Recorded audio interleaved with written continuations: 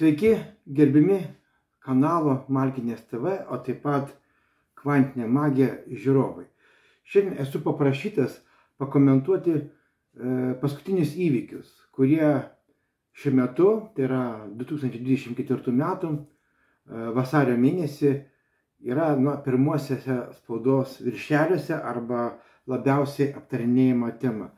Tai yra, kas ir kaip subtiliam plane atrodo dėl to stadiono ir dėl tų pavogtų 40 kažkiek milijonų, neva tai praloštų pinigų, kurios pralošė visiems gerai žinoma pavardė veikėjas ir visiems gerai žinoma pavardė pavadinimas tos įmonės. Kas čia per reikalai? Tai pirmiausia, pradėkime nuo žmonių, nuo žmogaus, pagrindinio veikėjo. Ir kadangi šito veikėjo nuotraukų apstu viešoje erdvėje, tai nesunku buvo tą nuotrauką įspausdinti ir pasižiūrėti patį žmogaus tipažą, parametrą. Ir nuskaityti informaciją iš to, kas yra viešoje erdvėje fotografijose. Tai pasitelkiam tam tikras technikas, žvilgsnį į paralelinius lygmenis, kaip galėjo vystyti šitą situaciją ir kaip jinai įsivystė. Tai pirmas dalykas, turint omeny tą žmogų ir jo likimo trajektoriją, tai pagal jo horoskopą, pagal jo gyvenimo kryptį, jo gyvenimą gyvybė turėjo užgesti dar 23 metų gruodžio mėnesį. Tai yra apie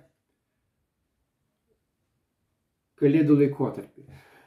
Bet aš dar kartą pasižiūrėjau, tai iš tikrųjų nematau gyvybės šitam žmoguje, net nematau gyvybinės energijos.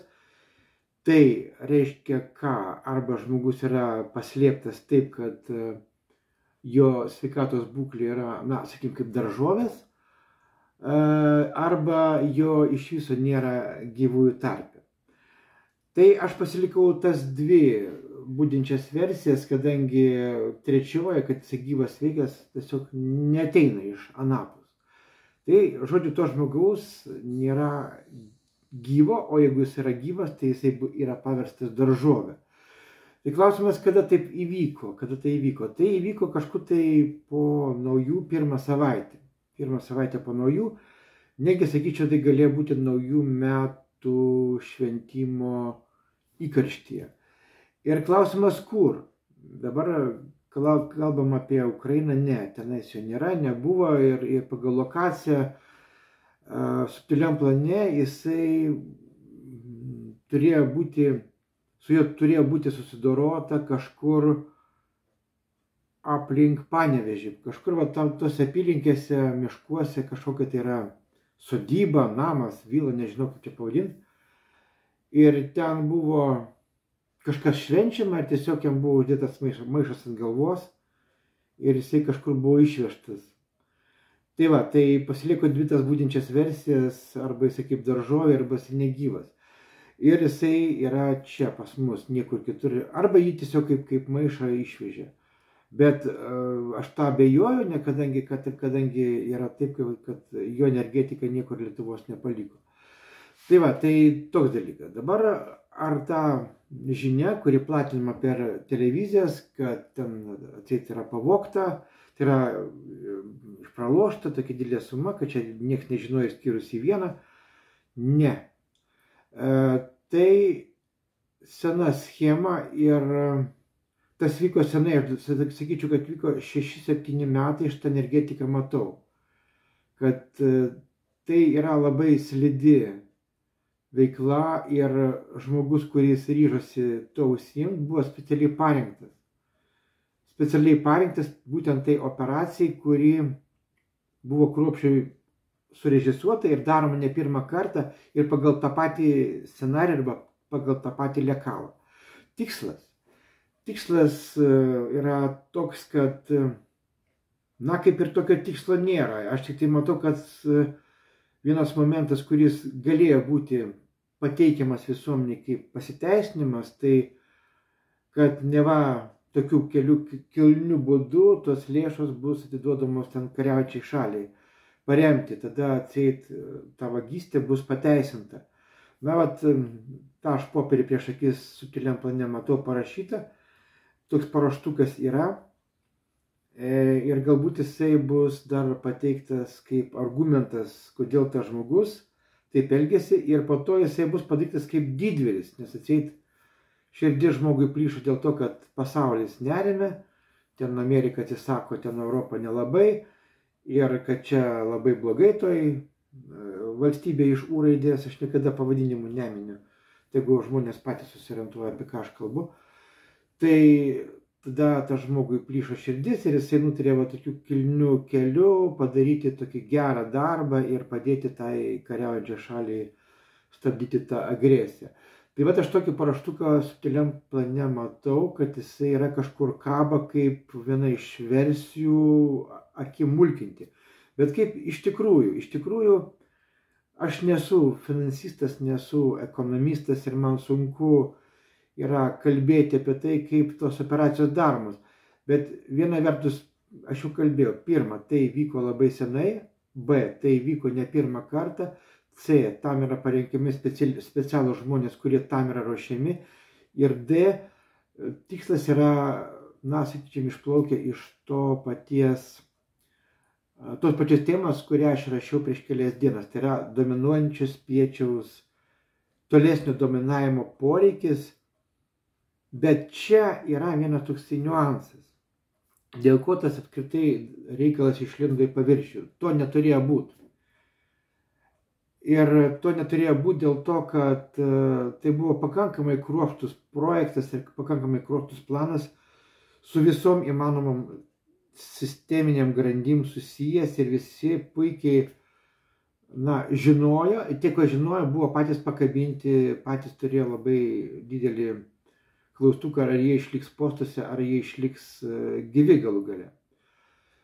Kodėl aš taip sakau, kad tai buvo senai, kodėl aš taip sakau, kad tai buvo ne kartą, todėl kad aš pats dirbau žurnalistų daug metų, beveik nuo 87 metų, kiek save pamenu, aš dirbau su tais kriminaliniais dalykais, su tais nešvariais dalykais, aš daug ką mačiau, man daug kas buvo pateikta ant lėkštutės kaip patikimam žmogui, nes esmė ta, kad aš buvau tame dominuojančiame burbule, dominuojančiame spiečiuje nuo 91-3 metų. Tai aš visą tą argumentaciją, visą tos pavyzdžius gyvai man rodė, kaip kas yra, man rodė, kad matant kaip yra, rašyti kaip reikia, tas buvo dirbam man dar Lietuvos Aide, kažkada tai tas buvo tikrai ir aš žinau žmonių, kurie su tuo nesutiko, bet po to jie turėjo paaukoti savo gyvybę, tai yra jie žuvo. Tai dėl to aš irgi tam tikrą prasme renkuosi leksiką ir renkuosi metaforas, kai noriu pasakyti, apie ką tai eina kalba. Tai mano atveju aš matau paralelių labai daug su praeitim, dėl to ir sakau, kad tai yra ne pirmas kartas. Tai štai, yra dar vienas toks momentas, dėl kurio visas tas purvas išlenda. Ir dar tų purvų bus ne vienas, ne du, kurie kils tiesiog lygioj vietoj ir tam dominuojančiam spiečiui bus, negi tuo atveju, jeigu bus paruoštos idealiai, genialiai teisingos viešųjų ryšių propagandinės priemonės, įskaitant gąsdinimus ir sprogdinimus ir taip toliau, tas nepadės. Kodėl? Reikia žiūrėti vėlgi bendrą naratyvą, bendras tendencijas pasaulinės. Šita banga transhumanistinio leftizmo, to globalizmo, kuris trina ribas tarp šeimos, tautų, įsitikinimų ir apskritai siekiant niveliuoti žmogų ir paversti į algoritminę visuomenę, tas naratyvas praktiškai posthumanistinis arba transhumanistinis naratyvas jau yra išsisėmęs. Jisai yra negyvas kaip potencialas. Jisai dar turi jėgą, jisai dar turi galimybę kažkiek tai iš inercijos veikti, tas labai stipriai buvo užvesta per pandeminius metus ir tas iš inercijos dar labai stipriai vyksta. Tačiau netgi tuose infernaliniuose sluoksniuose, tuose NSO sluoksniuose, kur tie procesai yra inicijuojami, tvarkomi, tai yra keičiama. Keičiama viskas iš esmės ir keičiama ne iš gero gyvenimo, kadangi kai kurie procesai gali būti nebevaldomi. Ir jie tą puikiai suvokia. Tai va. Ir karų dėl to mažės. Aš apie karą galiu pasakyti savo prognozes, kai baigsis visą tai. Gal truputėlį tą intrigą palikim į pabaigai. O dabar bendra tokia situacija, kodėl tas progresyvusis spiečius, jisai praranda energiją. Ne dėl to, kad jis dominuojantis burbulas arba dominuojantis spiečius, ir ne dėl to, kad jis ima energiją iš ateities, kaip praeitą kartą sakau, bet dėl to, kad keičiasi matricų, keičiasi akašų tam tikras jėgų įsidėliojimas. Ir tai pirmiausia matosi per kultūrą. Atkreipkime dėmesį į pasaulinio lygio kultūrinius renginius, kokie tenais yra, na, sakykime, vėjai pučia, po to atkreipkime dėmesį į tam tikrus religinius dalykus, tam tikrus ideologinius, filosofinius dalykus, kurie yra ant bangos. Ir dėja, mintis fokusuojama ne į tos dalykus, kurie buvo prieš 2 arba prieš 3 metus kaip pagrindiniai. Ir netgi ne į tos dalykus, kurie dabar yra kaip pagrindiniai. Tai yra, na, paprasčiau pasakysiu, jeigu anksčiau buvo tas ribų trinimo tarp lyčių, šeimų, valstybių, taip toliau, ir žmogaus darimo tokio kosmopolitinio, tai yra, buvo tai ant bangos, tam buvo pasitelkti įrankiai, ten tie vaivorykštiniai, taip toliau, visokie ten stambulai, taip toliau. Tai dabar visas tas bus dedama kuo toliau, tuo labiau į stalčių ir kuo toliau, tuo labiau bus ieškoma galimybių pasitelkti tradiciją. Bet ta tradicija bus pasitelkiama ne dėl to, kad jinai būtų iškelta kaip dominuojanti spiečiaus filosofija, bet dėl to, kad vėlgi atsiras tam tikri manipuliatyvūs tuo dalykai. Ir atsiras, jūs paminėsite mano žodžius, kad dabar tie, kurie yra ant bangos su tais progresyviais dalykais, jie pasiims tos tradicinius dalykus ir jie šaltų veidų, naglų snukių, dėstys apie tautiškumą, apie grąžinimą tų tradicinių religijų, kad reikia vėl šeimas kurti ir toliau. Vėl visa tai dainelė, kuri buvo dainuojama anksčiau, jie pasiims tą dainelę kaip savo ir dainuos šaltų veidų tą patį, pamiršdami, kad prieš 2-3 metų jie kalbėjo apie progresyvą ir tuos visus leftistinius dalykus. Tai va štai grandžiai tam spiečiaus viduriniam sluoksniui nusišikt, atsiprašau už tai įsireiškimą, koks yra trendas, jie bet kokį trendą pasiims kaip savo ir jie kalbės pagal tą trendą. Tai va, viskas tas keičiasi ir, sakyčiau, tuo karai gali ir baigtis, prieisim prie tų karų, nes jeigu mes grįžtam prie tradicijos, jeigu jau prie tos tradicijos grįžta Amerika, sakykime, tam tikros kultūriniai terpiai yra tokie dalykai labai akcentuojami ir reiškiasi stipriai per literatūrą, per meną, per kultūrą, pirmiausia tas ateina. Tai sunku būtų nepastebėti, nes to draskymosi, tokio ekstravagantiškumo, tokio man dzin, va tokio va nėra. Viskas jau yra toks barchatas eina iš tenais. Toks kultūrinis barchatas su požiūrį atgal. Tai va šito, nežinau, gal jūs kitaip pastebit, bet aš tą labai pastebiu ypatingai kultūriniai terpiai ir filosofiniai terpiai. Tai va, tai ir negi kai kurie mąstytojai, kurie anksčiau buvo, kaip sakom, tam covidiniai laikotarpiai prispausti prie žemės ir neleidžiama jiems reikštis, tai dabar jiems uždegama žalia šviesa. Tai reiškia, kad einama link to, kad keičiami vektoriai akašuose ir akašuose,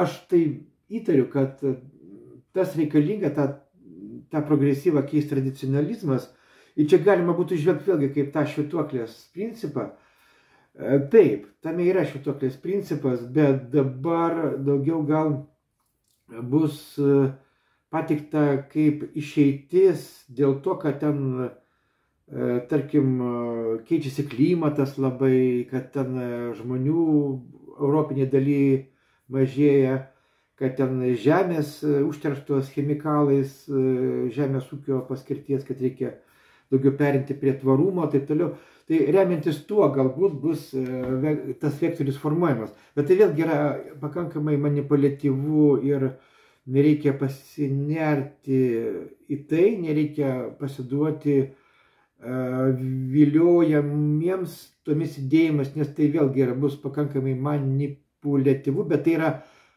pažangu ta prasme, kad mes grįšim tam tikrą dalimi prie tradicijų.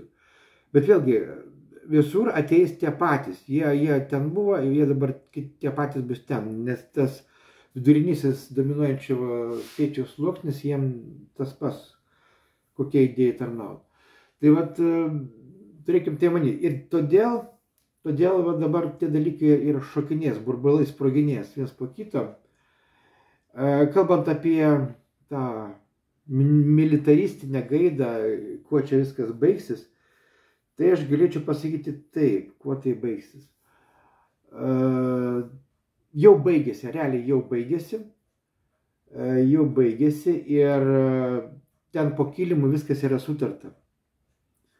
Nes, matyt, vėlgi bus sutarta dėl dvipolio pasaulio, kuris, na, tam tikrą prasme reikalingas ekonomikai, kad jinai dar labiau atsigautų naujam vystimosi šuoliui.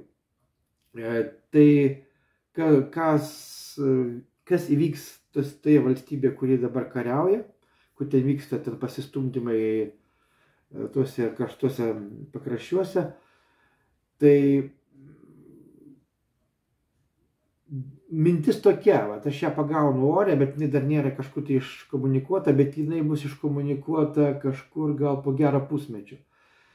Tai bus susitarta, kad tos teritorijos, kurios dabar okupuotas, jos taps nepriklausoma valstybė, kurioje bus leista, na, tokie ribotą kontingentą įvairių ten spalvų kariuomenėms. Na, taip kaip tokia neutrali zona. Tai yra ta neutrali zona, nepriklausys nei vienai kariaujančiai pusė, nei kitai. Tai tiesiog bus leista sudaryti naują tarptautinės teisės subjektą, kuris priklausys nuo tam tikrų politinių jėgų, kurios nėra nei vienoj pusėje, nei kitoj pusėje. Na, kai kas bandė piešti, kad tai čia tas naujoji Jeruzalė. Čia vėlgi, čia yra metafora, čia tam tikrą prasme teisinga metafora, bet jinai vėlgi nuveda nuo jeigu tu mąstai tą kryptim, kad tai yra naujoji Jeruzalė, taip, bet naujoji Jeruzalė yra visų pirma tokia dvasinė būsena. Dvasinė būsena visuomenės, bendruomenės, kuri perina tam tikrą dvasinio augimo pakopą. Greičiausiai čia bus įsileista kažkokia trečia jėga, nežinau kokia. Ir tai trečiai jėgai bus leista administruoti tą vietą, išskyrus Krymą. tą visą tą teritoriją. Ir dėl to bus sutarta, kad ten bus kasinėjimai, nes ten yra begaliniai didelės ličio atsargos po žeme, kurios reikalingos ir vienai ir kitai pusiai. Ten, kur kasdavo anglį, geležies rūdą, druską, lygiai tokiuose pačiuose šachtose galima atrasti ličio, kuris dar prieš 10 metų niekam nebuvo įdomus.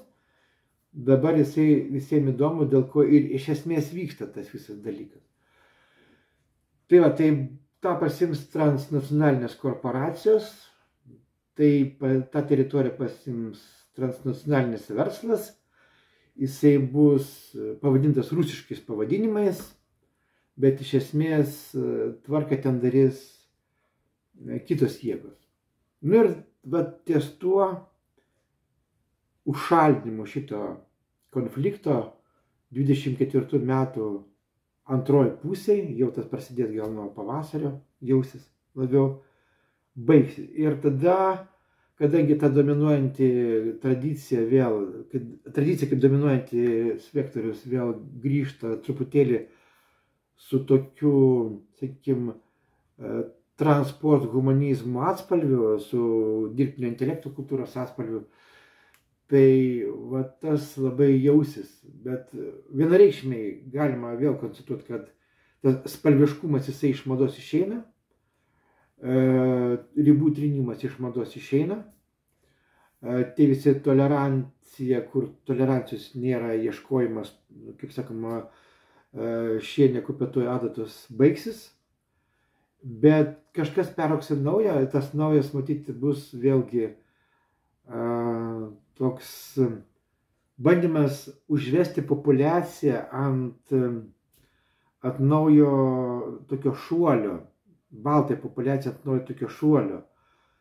Tai va, ir daug kas atsikando, kad nereikia maišyti tų diasporų aziatiškų su vakarietiškom, tas nieko neduoda, vokiečiai tą atsikando, belgai atsikando, olandai atsikando, visi atsikando, tas neveikia, tai veikia destruktyviai tie dalykai. Tai aš manau, kad kažkiek tai bus stabdomi arkliai, kad pasipildytų populiacija, 20 metų tas bus padaroma, 10-20 metų, kad populiacija pasipildytų naujais individais abiejose pusėse, o po to, kai bus, nieks nežino. Tai va tokios tendencijos, tokios išvalgos, labai įdomi, taip atsižvelgiant į tai, kai mes pradėjome nuo Lietuvos kalbėti, nuo tų visų įvykių, bet tai viskas yra grandinėmis susipynę. Ir paminėsit mano žodžius, kad čia prasidės dabar labai įdomus reiškiniai. Ir aišku, tai grandininiai reakcijai bus neleidžiama plisti. Bus labai daug mėginimų nuvesti dėmesį žmonių nuo pagrindinių įvykių, kažkokius tai šalutinius, bet nieko nepakeis. Jie nieko nepakeis, tie visi procesai sproginės, grandinės sproginės. Dabar šitam užkulisiniam spiečiui yra dabar labai rimta dilema, labai rimta užduotis permesti tą vidutinę spiečiaus grandį į kitą pusę. Tai yra labai dabar mes matysim daug atvejų persidažimo, perbėgimo, sisteminių žmonių tapimų nesisteminiais atseit ir panašiai. Jau tokie personažai yra parinkti. Aš neminėsiu vėl pavardžių, vardų, jūs puikiai tą žinot, matot. Tai aš akcentuoju tai, kaip man matosi žvelgiant į šitą situaciją iš tokių anapusinių, kaip sakoma, ezoterinių, reiškia, tų akašų pozicijos, reiškia. Tai va. Šiam kartui tiek. Norėjau papildyti tas mintis, kurios buvo anksčiau sakytos. Tai vėlgi prašau, labai prašau pasižiūrėti, ar jūsų neišbraukė iš prenumeratorių sąrašų, nes YouTube botai tą mėgsta daryti, ypatingai su mano kanalais. Tiek ateina, tiek išeina, tai viskas stoja vietoj. Tai daroma tam, kad kanalas nesiplėstų ir nesivystytų, nes jisai neša informaciją, kuri duoda kitokį požiūrį, o reikia tokio požiūrio. Tai viskas tas yra suprantama puikiai. Taip pat prašau pasidalinti, dėti patiktukus, nes tai vėlgi tam tikra valiuta, kuri yra, šiuo momentu svarbesnė už bet kokius pinigus. Tai yra galimybė plėsti tą žinią, kad jinai pasiektų daug daugiau žmonių ir kad daug daugiau žmonių pradėtų galvoti, mąstyti, jungti tą trečią asmenį, trečio asmens akimis pažiūrėti į daugelį situacijų, per daug nesigilinant arba neneriant į vieną iš pusių ir nesusitapatinant emociškai su viena ar kita pusė, kurios ten kaunasi, konkuruoja ir taip toliau. Tai va, tai ačiū už jums uždėmesį, tai vėlgi dar yra kelios dienos iki mūsų starto, tai vasario 12, iki 16 imtinai dar pratęsiu tą registraciją, kas truputėlį galima bus dar įsilieti ir vėliau, nes vėlgi nuo pat pirmos paskaitos turbūt neimsim jaučių už ragų, būna taip, kad žmonės ilgai galvoja. Tai va, iki 16 švenčių, o pageidautina, kad iki 12 dienos, tai yra iki vasario 12-24 metų, parašytumėt man žinutę per Messengerį, kad norite dalyvauti tą mūsų mokymo cikle ir mes tada pasikalbėsim, aš jums suteiksiu informaciją ir galėsit dalyvauti. Tai ačiū Jums už kantrybę, už viską, už gerą širdį, už meilę ir iki gerų Jums metų pagal rytų kalendorių, kadangi atėjo ta šventė. Iki.